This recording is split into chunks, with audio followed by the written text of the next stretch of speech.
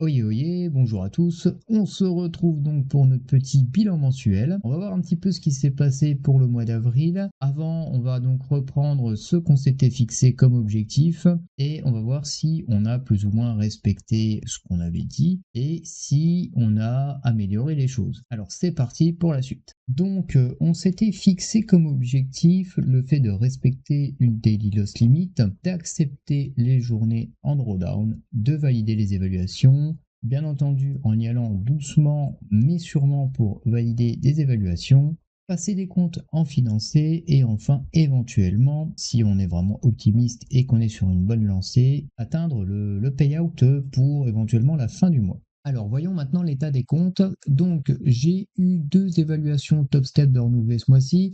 La première, j'ai voulu la passer un peu en mode bourrin, bon bah c'est pas passé. Et la seconde, je l'ai grillée malencontreusement suite à une erreur de manipulation. J'ai voulu flatten ma position, puisque je voyais que le marché ne partait pas forcément dans mon sens, il était quand même hésitant. Donc je le sentais moyen, j'ai voulu flatten avant justement de me prendre un SL éventuel. J'aurais donc accepté une petite perte quasiment ABE. J'ai pas fait attention où j'ai cliqué et en fait j'ai renforcé ma position et instantanément forcément j'ai atteint ma limite de drawdown donc j'ai grillé le compte. J'ai eu également deux évaluations Filias de renouveler, j'ai voulu les passer rapidement donc en mode bourrin, c'est pas passé non plus. J'aurais patienté quelques minutes avant de rentrer en position. Je pense que les évaluations là auraient pu être validées puisque j'ai juste eu un petit retracement qui a grillé mon compte à quelques points près et qui est reparti après dans mon sens. Donc bon, tant pis, j'ai voulu être un peu plus bourrin sur ces évaluations-là, donc je les ai grillées. On va attendre le mois prochain que ce soit renouvelé. Ensuite, on a quand même des bonnes nouvelles. J'ai validé une évaluation top step, donc en 16 jours de trading. J'ai eu quand même deux grosses journées de perte à moins 700 $. Une autre petite journée de perte, mais globalement, j'ai réussi à maintenir une bonne régularité et la finalité a été que j'ai validé le compte. Ça a été plutôt pas mal. Deuxième bonne nouvelle, une évaluation Fidias de valider. Donc assez rapidement également, 7 jours de trading, j'ai validé cette évaluation-là. Bon, la première journée, j'ai envoyé un peu du lourd. J'ai réussi à faire quand même une grosse journée de gain. Et après, je suis resté dans une régularité et j'ai réussi à valider le compte. En ce qui concerne le 25K statique, je l'ai depuis le 12 mars. Au 10 avril, bon, j'ai repris encore une belle journée de perte. Donc j'ai le compte qui est retourné à BE, c'est-à-dire à sa balance initiale autour des 25 012 pour être précis. Depuis, je ne l'ai pas retouché. En revanche, je continue un petit peu à trader la deuxième évaluation 25K. Alors qu'il s'est retrouvé dans la même situation que celui-ci, c'est-à-dire qu'au 10 avril, j'ai eu une perte. Il était légèrement plus élevé, donc j'ai voulu continuer à le trader tranquillement, essayer de valider celui-là, et celui-là, je verrai plus tard pour le passer tranquillement aussi une prochaine fois. Donc pour l'instant, je me concentre que sur le 25K ici présent. Donc j'ai eu aussi des belles journées de perte.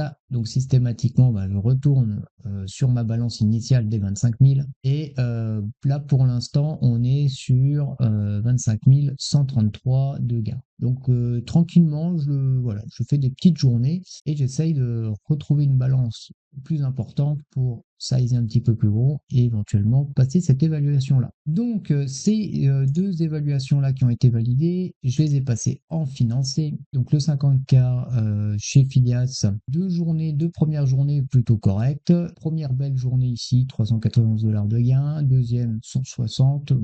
Globalement, je suis plutôt satisfait. Et la troisième journée, erreur monumentale, prends un mauvais trade et j'ai voulu renforcer. Et en fait, je me suis planté dans le calcul de mon SL. Donc, je me suis trouvé avec un gros drawdown où je me suis dit, là, j'ai fait une erreur.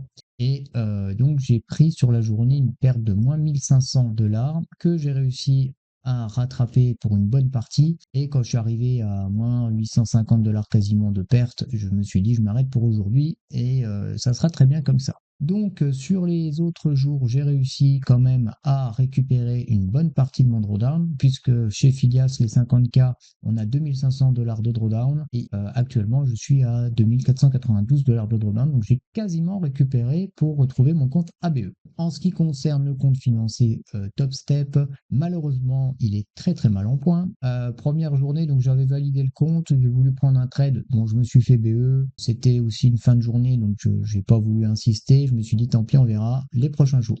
Le lendemain, je me prends une journée de perte. Je dis OK. Et en plus, j'ai mis une daily loss limit. Donc le compte se bloque. Donc déjà, première journée en perte. Ça pique un peu, faut pas se le cacher. Deuxième journée également en perte. Là, je commence un peu à me dire, là, commence à faire beaucoup. Et troisième journée en perte. Là, sincèrement, on a le moral qui prend un coup, hein. Quand on se dit que sur une évaluation, ça se passe très bien et sur le compte financier, ça se passe pas du tout comme il faut, ça fait un peu mal au moral. Donc là, forcément, sizing beaucoup plus petit et donc ça met beaucoup plus de temps. Donc je vais essayer de le remonter comme je peux. En revanche, ça va être très très long. Je vais faire ce que je peux pour le monter, mais ça va me prendre beaucoup de temps. Donc je suis passé de 2000 $ de drawdown à bon, au 30 avril 349 $ de drawdown. Donc ça va être très très long pour le remonter et ça va pas forcément être évident. Je vais quand même faire mon maximum pour le garder et pour le remonter, même si ça va me prendre un certain temps. Hein, faut pas se le cacher, je pense que ça va me prendre des semaines, voire des mois pour essayer de le remonter, en sachant que bah, forcément on a des journées de gain et des journées de perte, donc ça risque de me prendre un certain temps. Voilà pour ce qui est de l'état des comptes. Donc comme on vient de le voir, pas tout à fait la totalité des objectifs ont été respectés. La daily loss limit a pas dans son entièreté été respectée. Globalement, ça s'est plutôt bien passé, mais sur certains aspects, je ne l'ai pas respecté, notamment sur le compte financier, donc 50K, où j'avais mal calculé mon SL et ça n'a pas non plus été respecté sur les évaluations, mais bon, sur une évaluation qui est renouvelée chaque mois, entre guillemets, c'est moins grave, je me permets de un peu plus bourriner pour essayer de les passer rapidement. Accepter les journées en drawdown, alors dans l'ensemble, je les accepte davantage, pas encore à 100%. Donc globalement, on va dire que ça, c'est allez, plus ou moins respecté quand même. J'accepte un peu plus les journées en drawdown. Valider les évaluations, donc ça a été fait à moitié, doucement mais sûrement. Donc voilà, les évaluations validées en 15 jours, c'est pas mal. Passer en financé, donc les comptes sont financés et pour l'instant le payout n'est pas encore présent pour le mois d'avril. Donc ce que je peux en tirer du mois d'avril, donc pour commencer les aspects positifs, donc chaque jour je gagne en patience. Notamment, bah, vous pouvez le voir en live quand il y a une session qui n'est pas très intéressante ou je ne trouve pas spécialement mon bonheur, je ne prends pas de trade de la session. Je gagne également en sérénité dans le sens où bah, s'il y a une absence de setup, tant pis, on attendra la prochaine fois pour prendre un trade.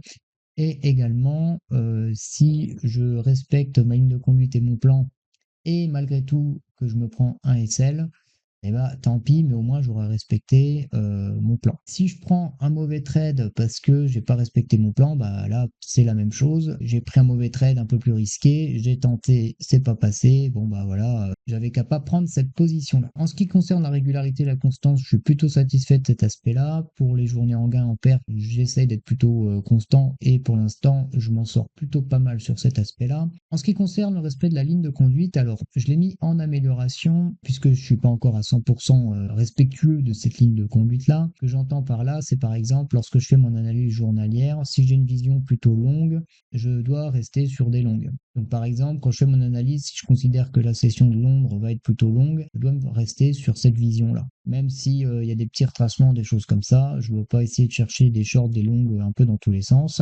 puisque j'ai remarqué lorsque je commence à un peu m'éparpiller et à ne plus suivre ma ligne de conduite, en général, c'est la catastrophe.